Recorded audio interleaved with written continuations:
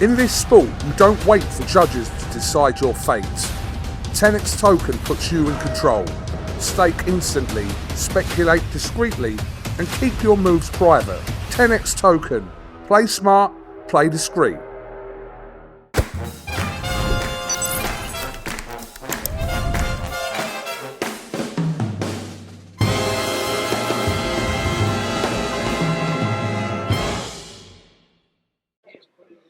This is Colin McGuigan for IFLTV.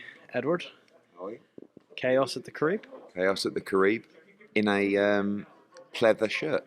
Honestly, I don't even want it. You've ripped me enough about my clothes. And before we start this, I want you to just tell everyone how special our interview tonight that comes out on IFL. Not this interview, another one. Do you not think it's the most, like, it's literally you? I'll be honest, I can't do an interview and say that was a special interview. It was a good interview. I enjoyed it because it was different.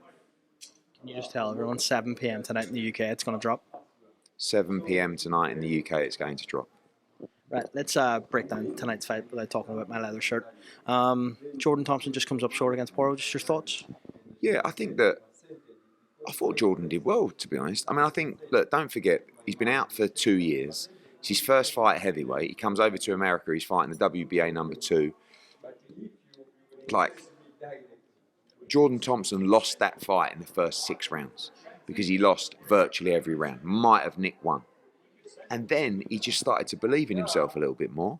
You know, was standing up to Pero and meeting him and trading with him, hurt him to the body. But it was just too much too late. Got badly hurt himself in the 9th. That was a problem. But I think all in all, I mean, he'll be devastated. But all in all, I think Jordan Thompson can hold his head up high and say, I think I gave a good account of myself. I mean, I think he can go back and be involved in some big domestic fights. Will you now re-sign Jordan Thompson?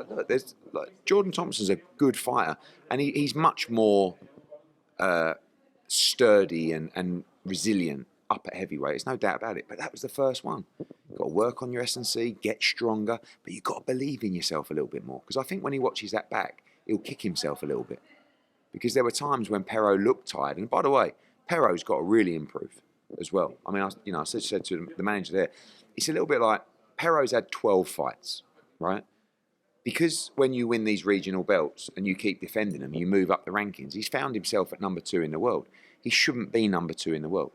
You know, he is I believe, a world-class heavyweight talent, but has yet to prove it against that kind of opposition. But because he's 2 in the world, what way do you move him then? Well, it's difficult but that's when look, at the end of the day, he's not a draw, right?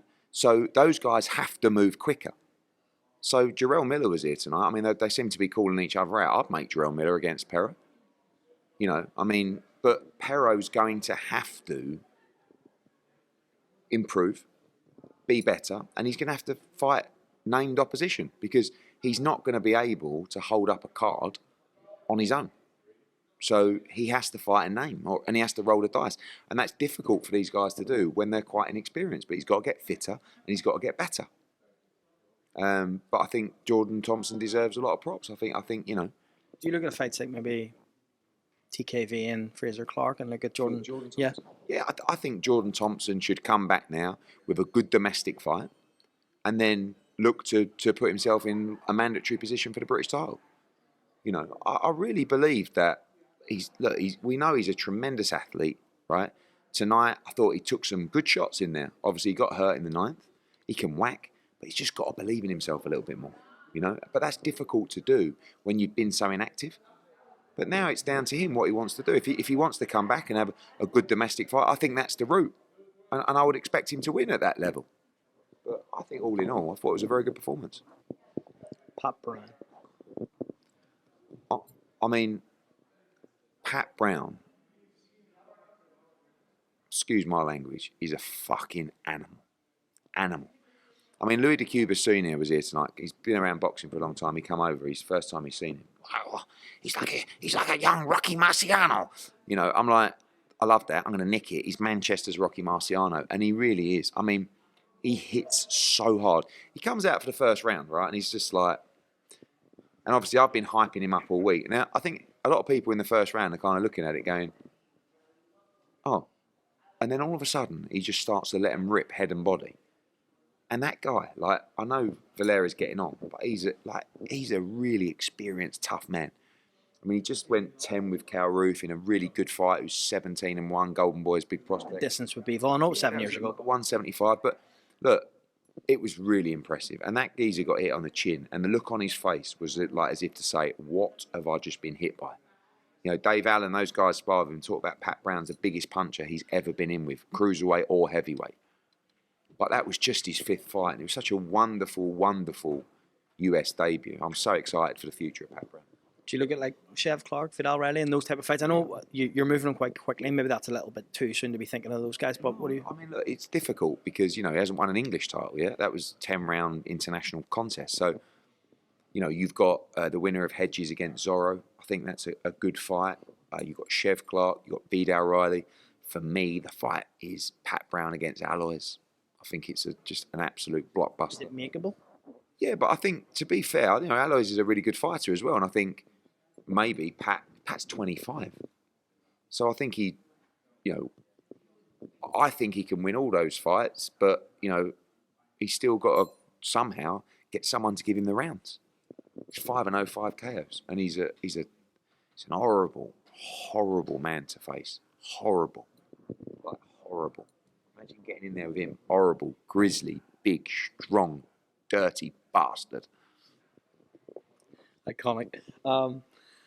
Omari Jones and Nishant Dev, happy tonight? Not with Nishant, no. I mean, I'm not massive on the compassionate side if you haven't been good enough, if I'm honest. And I don't know whether is that partly your fault, because there's a pressure of a whole nation on this kid as well, and he's pressurized into getting knockouts. Right or wrong, I've got a level of expectation from a fighter like Nishant Dev. Right, he's an accomplished amateur. He's an Olympian. He's a very good fighter, and I thought he was poor tonight. Right, and this is not about and people might say, oh, you've got to back your fighter. That backing your fighter is not about feeding them bullshit, and it's also not about me coming on here and going, yeah, like I've just given it to you straight. Nishant Dev is an outstanding fighter, and tonight's performance was below par. Won easy, right? But he's so much better than that, and he knew it. Everybody knew it. The management knew it. The trainer knew it. Nishant knew it. And it's not. This is early days. We've got a long way to go. And he's going to be a world champion. He's going to change boxing forever in India. But we've got to be better. We've got to be better. I said the same to Bob Santos, Lenny Apero's trainer. I said, you've got to be better, mate. I said, I'm just telling you, like, if you are going to sit at number 2 in the world and you want to fight the big names at heavyweight, you've got to be a hell of a lot better than that.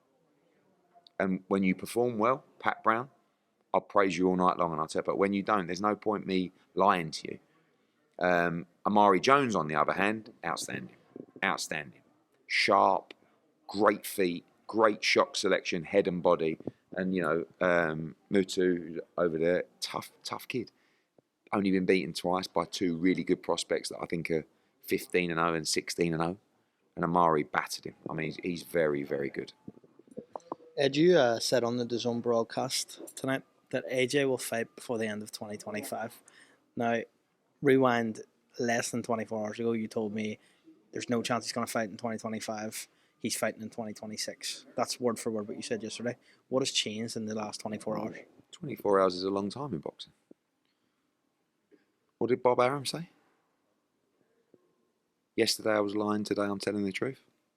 So now you say on DAZN, your broadcaster, that he's going to fight before the end of 2025. There's only 3 possible dates for AJ in 2025. Eubank Ben, because you said he's not going to headline, right? So you've said that. Yeah, but how is there only 3 dates? I mean, we've got about 8 shows. Before the end of 2025? We've got Eubank Ben. We've got Ben Whittaker show. There's the Riyadh show, 22nd of November. There's the Monaco show on the 6th. There's the Stockton show on the 13th. There's a Wednesday night show. He's not going to fight that. Well, I'll give you that one, but it's still got another show. There's a new show being announced on December 20th. And there's the 27th in Riyadh. That's 8 shows. Yeah, not 3, like you said. If I say something, can you nod your head if I'm right? No. But go on, you can say it. Has AJ got kind of the word that this Ghana show is going to go ahead, and he said, "I want to be a part of Matchroom's first show in Africa," and that's kind of the conversation that happened. No. And by the way, Mannix was sticking it on me on the broadcast, and he just said, like, in your opinion, like right now, do you think he'll fight this year? And I was like, yeah, It's Ghana then. could be anything. Terrell Miller in Ghana. Oh, listen, why do you have to know all these things in advance? Why? So I do know these things in advance. What I'm saying, why do you need to know these things in advance? Just let them play out. You may get a pleasant surprise. We may just go in February. You're lying again. Another thing you said, or that was said yesterday, that Joshua will look for a new trainer. I didn't say that. You didn't say it, but it was said yesterday. I didn't say that. You didn't say it, but I did say that he's gonna be looking for a new trainer, and I've seen somewhere that he's been looking at Usyk's team. Any truth in that? Look, I think one thing AJ has always done is travelled about, worked in camps, got knowledge, got experience, and that's what he's been doing in his off time. You know, when he hasn't been in camp, he's been training, he's been talking, he's been learning. So there's no decision on that. You know, I've seen some speculation, but nothing to confirm yet. When you look at Gervonta Davis possibly pulling out of the Jake Paul fight, it still remains to be seen if that's going to happen. Is that a viable option before the end of 2025?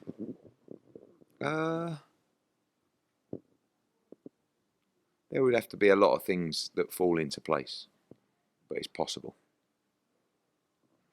If that were to be the case, AJ is exclusive to DAZN, so would that mean that Netflix and DAZN would have to do a side deal in order for that type of fight to happen? That's one of the things that would have to fall into place. I mean, I am exclusive to DAZN.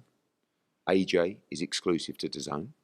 So without, DAZN's consent or blessing or a deal that DAZN are happy with, we wouldn't move forward anyway. I've been hounded by the media all day about have you spoke to Jake Paul, this, that. Yes, I've spoken to Nikisa. We've talked over it and around it. I know the situation. Have you spoke to Anthony Joshua about it? Yes. What was his response? Just let me know where and when. I mean, he would, of course, we've discussed this before. We don't get too excited because we don't know what's for real and what's not for real. But as I told you 3 or 4 months ago, if you want AJ to end this, sign the contract. So has there been a contract? No. Nothing like that. There's been a conversation. That's all. And, we will potentially continue those conversations or maybe not. But, it's not for us, if it presented itself and everybody was happy, there's a very good chance it could happen. But it may not, probably won't, who knows, but just a couple of phone calls, that's it. Ryan Garcia and Barrios being ordered, where does that leave the Lewis Crocker situation? Good. Being made, sorry. I don't believe that's been made at all. Reports from, I think it was the Ring magazine, Mike Coppin. I doubt it. I think that may be just in relation to the Jake Paul stuff. I don't know, but I'm not so sure. Where does it leave what? Crockers, because you said about Crocker Barrios potential. Yeah, that's only something we've discussed with BBC, but we've got nothing with Barrios. Obviously, it's a fight we're looking at for Conor, but not till April, May of 2026, and Barrios will probably fight before then. So we'll see. Did you watch Watsy Partner? I kind of had it on the phone in there. What do you think? I didn't really watch all the fight. I just Carl Frampton gave Parker every round, didn't he? Apart from one, and he said that was a sympathy round. So it looks like it was a robbery, but I didn't really watch the whole fight. Okay, last one for me. The Sun ran an exclusive saying that Conor Benn is going to possibly go on to I'm a Celebrity. Do you know anything about this? No, I don't. What would your reaction be if he did go on to that? I believe it to be true, but... Have you ever been approached for that? Yes, every year for the last 4 years. Actually, properly approached? What was your response each time? But you can't. How could I do a month or 6 weeks out of the country in a jungle? Frank Smith does everything anyway, so you could do it. Yeah, but what he don't do is sell the show. Do you know what I'm saying, baby? Because you got to sprinkle a little bit of that stardust on there. You know what I mean? Eddie, thanks for your time. In this sport, you don't wait for judges to decide your fate. TenexToken puts you in control. Stake instantly, speculate discreetly, and keep your moves private. TenexToken. Play smart, play discreet.